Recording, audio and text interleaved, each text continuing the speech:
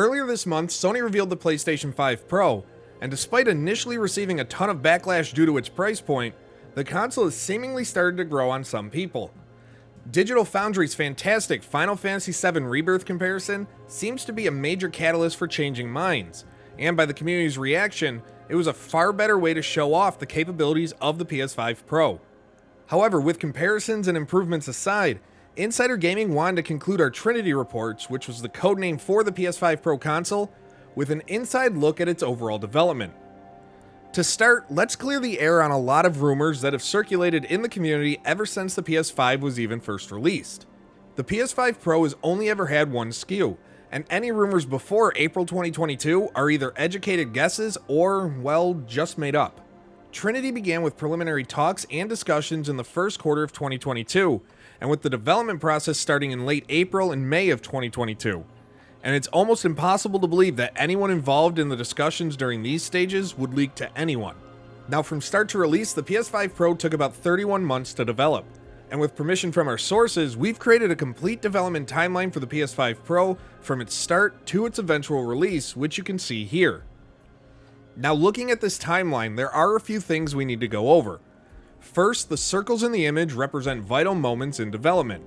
And it's also worth mentioning that while every company may have a variance on how things are done, there are a few terms and things to note to better explain what's being shown here. EVT stands for Engineering Validation Test, and these are usually done on first prototypes of hardware and equipment.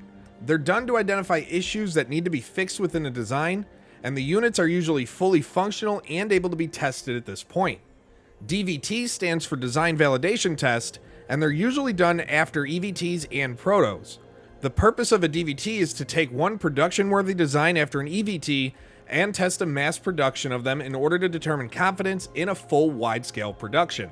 And lastly, DQA stands for Data Quality Assessment, which helps determine if the data you're receiving is accurate, complete, and reliable. Now, what Insider Gaming has been able to receive here is something that's never been really able to be shared publicly before. And for those who are curious on how long a mid-gen console actually takes to develop, well, here you go. And while we imagine the PlayStation 6 will take a little bit longer to develop, recent reports on PlayStation signing off on the console's chip suggest that they're likely on track for a 2028 release date.